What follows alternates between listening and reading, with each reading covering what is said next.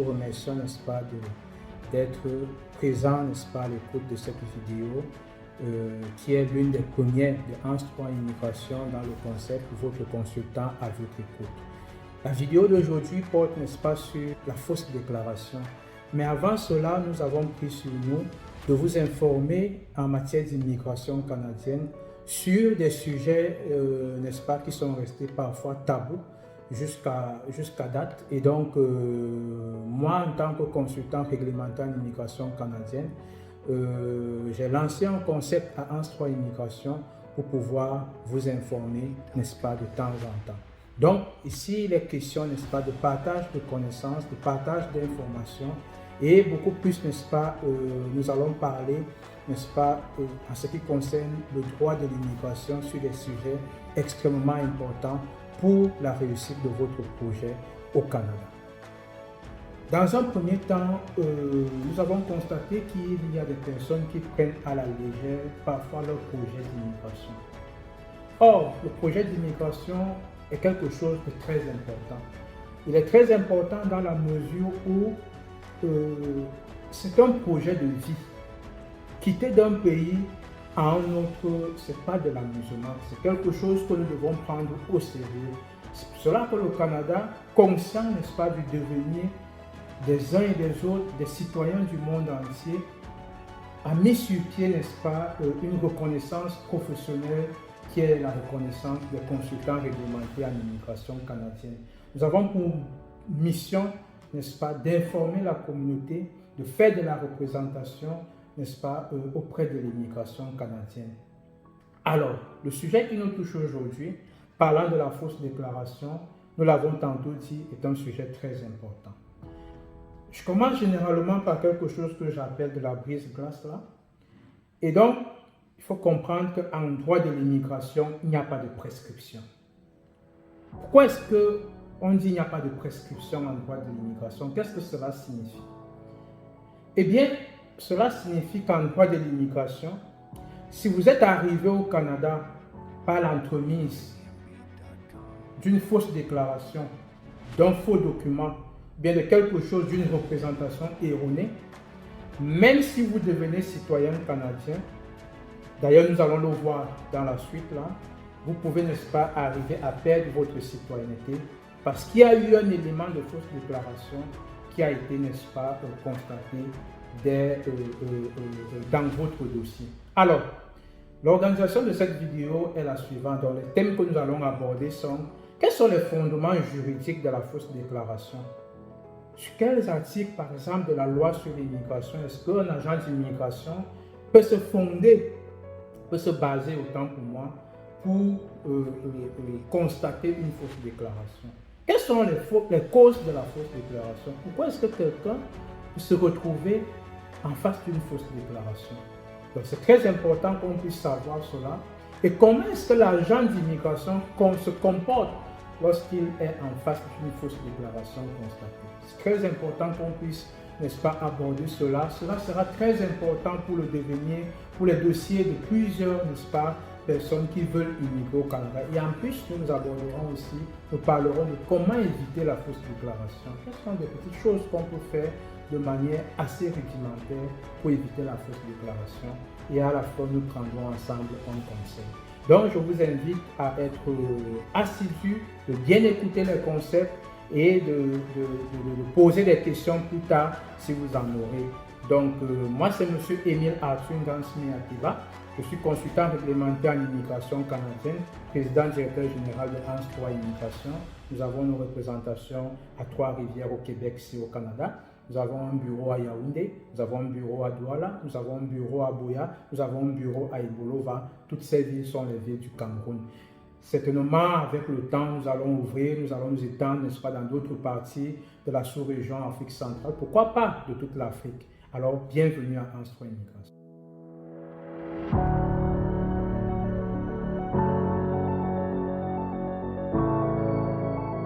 Nous étions en train de dire que il n'y a pas de prescription en droit de l'immigration. Donc, pour expliquer de manière plus simple, je dirais que si nous prenons un exemple, vous arrivez au Canada à l'échelle la plus basse dans un programme de résidence temporaire. Et puis, vous êtes par exemple arrivé comme visiteur. Bon, parfois, il existe des mécanismes qui font en sorte qu'on peut passer d'un statut à un autre. Et puis un jour, vous devenez résident permanent.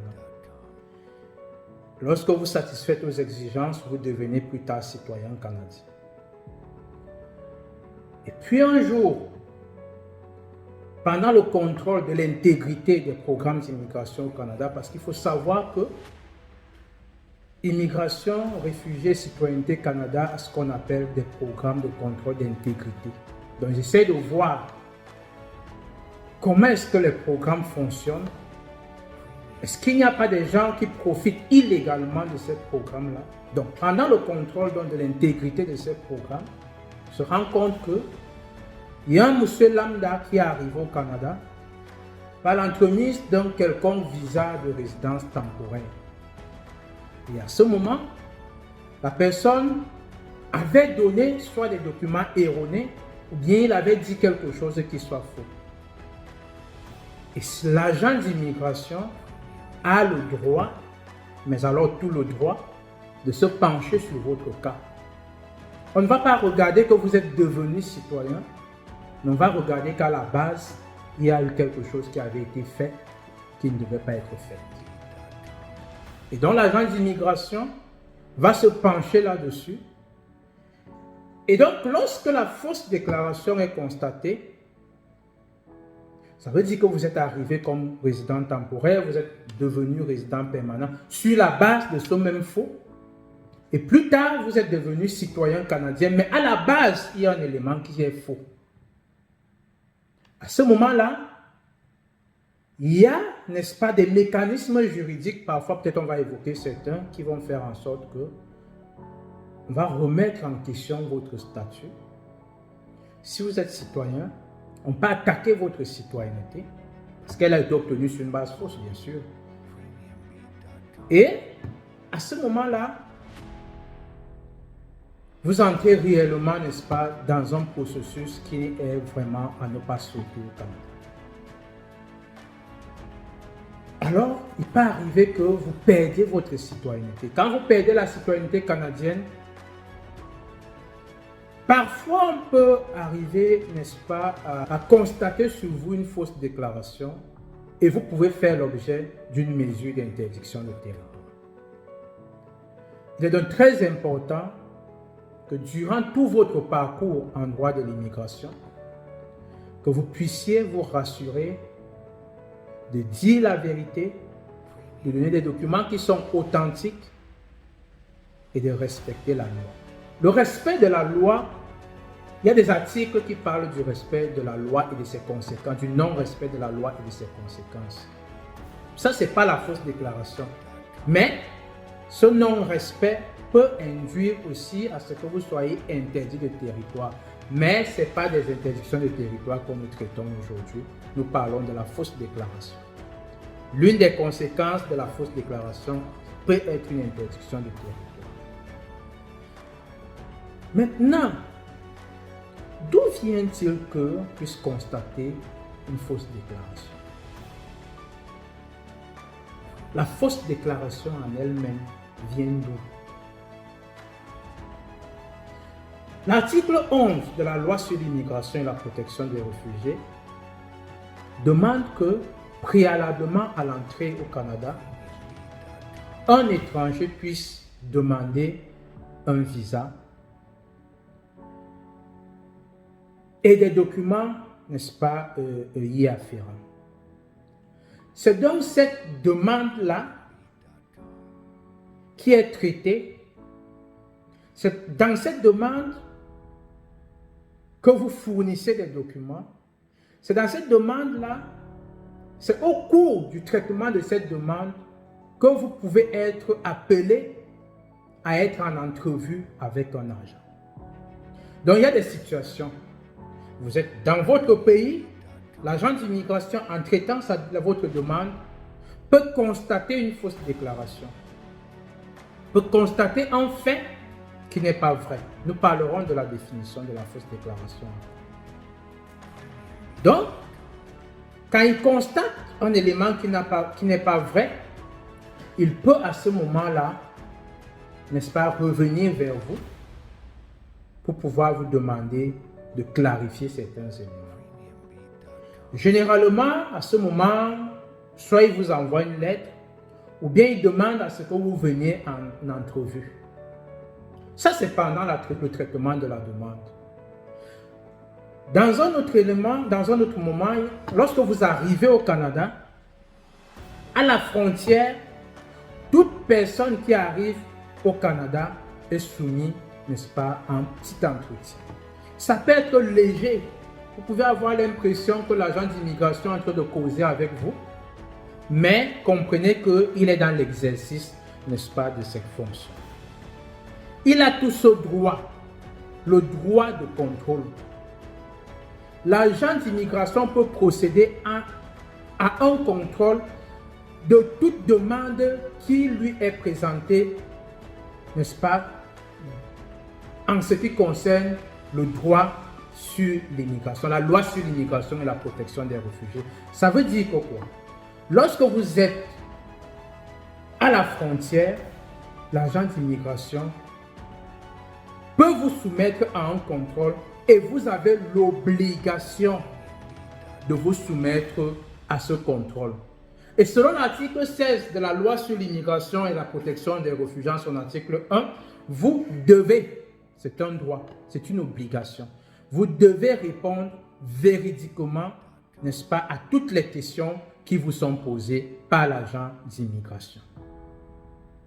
Donc, nous entendons souvent certaines personnes dire vraiment, je suis arrivé à la frontière, l'agent d'immigration, il m'a demandé des questions sur tel, je faisais quoi dans mon pays, qu'est-ce que je suis venu faire. C'est son droit le plus absolu.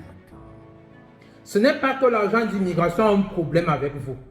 Ce n'est pas que l'agent d'immigration vous prend à partie. L'agent d'immigration doit vous soumettre à un contrôle dans lequel vous devez répondre la vérité. Et vous êtes tenu de vous soumettre à ce contrôle. Si vous ne vous soumettez pas à ce contrôle, alors l'agent d'immigration a aussi l'obligation, a le droit de vous demander de quitter le Canada. Donc, des personnes qui arrivent au Canada et puis vont dire « Ah, monsieur le consultant, l'agent d'immigration, il a fouillé mon téléphone, c'est son droit. L'agent d'immigration a fouillé mes affaires, c'est son droit. L'agent d'immigration m'a posé des questions sur mon passé, c'est son droit. L'agent d'immigration m'a dit, tu avais déjà fait tel nombre de demandes, c'est son droit. L'agent d'immigration m'a dit, bref, tout un certain nombre de choses. Donc, l'agent d'immigration a tout ce droit de vous poser des questions. Pendant le traitement de votre demande, lorsque vous êtes devant lui, parfois même après votre demande, il peut toujours revenir vous poser des questions. Alors, c'est donc pendant tout ce contrôle-là, le contrôle pendant le traitement, qu'il peut se rendre compte que vous avez dit une fausse, fait une fausse déclaration, autant que moi. Alors, lorsqu'il analyse la demande, lorsqu'il vous prend un entretien, lorsqu'il vous envoie une lettre, vous êtes tenu de dire la vérité, de répondre véridiquement. Parce que ce que vous dites peut se retourner contre vous.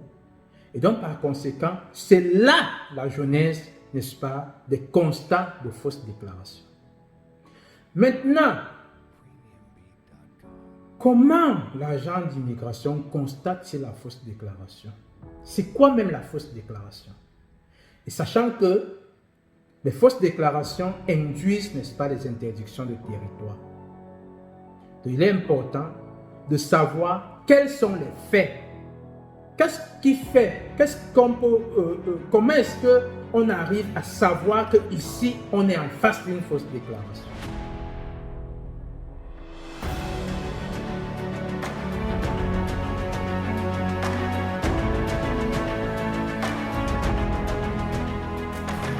Nous sommes en présence d'une fausse déclaration, de manière directe ou indirectement, lorsque nous faisons une représentation erronée quant à un fait pertinent ou une réticence sur ce fait, ce qui entraîne ou risque d'entraîner une erreur dans l'application de la loi sur l'immigration et la protection des réfugiés. Ça veut dire que quoi?